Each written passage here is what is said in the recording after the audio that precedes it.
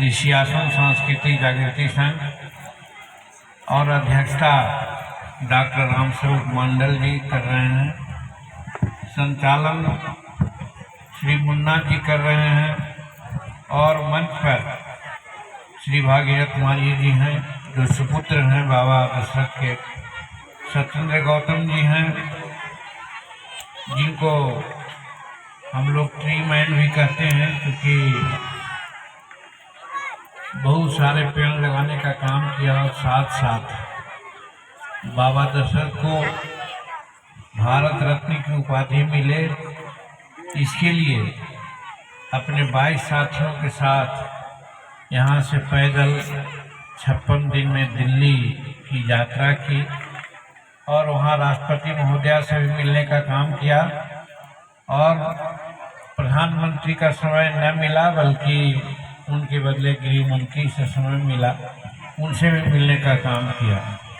और हमारे राम लखन मांझी जी, सूरजदेव ऋषि आश्रम जी, जिनके बारे में बहुत पहले से हमें जानकारी है, ये रामस्वरूप मंडल जी और ये मिल करके ऋषि आश्रम समाज या रिखमून समाज के बारे में बहुत गहराई से अध्ययन किया और उसके प्रचार प्रसार में लगे हुए हैं। और आज तक भी ये अपनी बात पर अड़े हुए हैं। और रामस्वरूप मांझी जी, जिनको अभी आपने सुना, दुसंग के संयोजक हैं, और एडवोकेट शंकर मांझी जी, नारायण प्रसाद मांझी जी जिला अध्यक्ष हैं हिंदुस्तानी अवाम मोर्चा शुक्लर के, प्रबोध मांझी जी जो पूर्व मुखिया हैं, और जैसा कि बताया गया कि उनकी भी बच्ची की शादी आज यहाँ होनी है। राम सनेही मांझी जी, श्रीमती मीसा भारती जी, मनोज मांझी जी, सुनील कुमार मांझी जी, श्रीमती सुमित्रा देवी जी और प्रेम कुमार जी श्री सुकन्या फाउंडेशन के साथी हैं। और इस वैवाहिक समारोह में आए हुए सभी नौजवान साथियों, बुजुर्ग साथियों, माताओं, बहनों और हमारे नौजवान साथियों, प्रेस मीडिया के जो साथी हैं, मैं उनका भी अभिवादन करता हूं।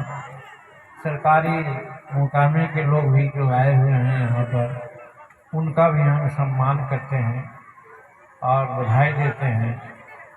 और किसी भी कारण से जिनका नाम हमने नहीं स्मरण किया, उनको भी हम इस अवसर पर पधारने के लिए बहुत बहुत शुभकामना व्यक्त करते हैं और बहुत बहुत धन्यवाद देते हैं।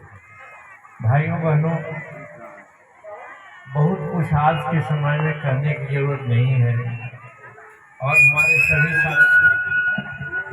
सभी साथियों ने अपनी तरह से सारी बातों की चर्चा की है।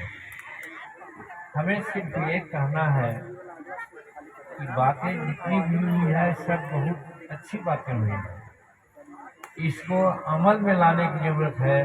स्मरण करने की बात, आदमी 2-3 प्रकार के होते हैं, जो सुनते हैं यही भुला जाते हैं और सुनते हैं घर तक तो याद रखते हैं लेकिन घर जाते जाते भूल जाते हैं। और एक अच्छे आदमी होते हैं जो यहाँ भी सुने, घर पर भी गए तो वहाँ भी उन्होंने स्मरण किया, रात में सोए वहाँ भी उन्होंने मनन किया और अपने जीवन में उन बातों को उतारने का काम किया। वही अच्छा आदमी माना जाता है, वही हर तरह से सफल आदमी माना जाता है।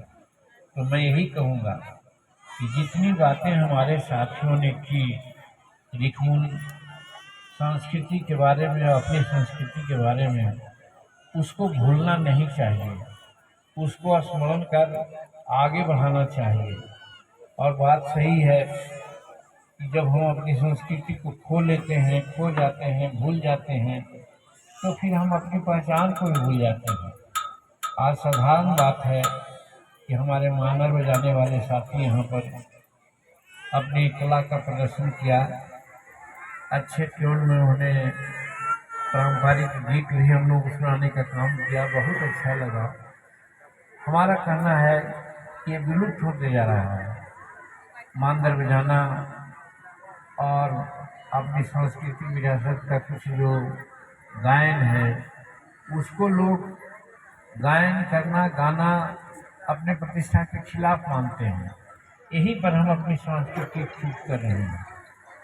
हम दूसरे की संस्कृति पर पड़े हुए हैं, खास करके पाश्चात्य संस्कृति के बारे में ज़्यादा सोचते हैं और उसको अपनाते हैं और अपनी संस्कृति को हम लोग भूल जा रहे हैं। यही चीज़ मैं कहना चाहता हूँ कि अपनी संस्कृति को अक्षुण्ण बनाए रखना है, उसको प्रचलन में लाना है। आज का इस आयोजन का यही अर्थ है और यही उसका उद्देश्य है। तो हम आज इस रिकून सामूहिक विवाह के अवसर पर जो सांस्कृतिक विरासत को बचाने का जो बीड़ा उठाया हमारे साथियों ने, उनको हम बहुत बहुत धन्यवाद देते हैं और बहुत शुक्रिया अदा करते हैं। और चूँकि समय नहीं है इसलिए संक्षेप में एक दो बात हम कहना चाहते हैं। आज हम ये कहना चाह रहे हैं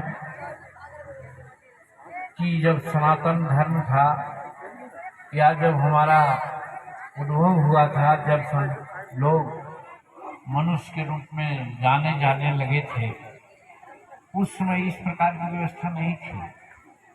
उस समय सब एक समान थे, एक साथ खाते थे, एक साथ खेलते थे, एक साथ काम करते थे।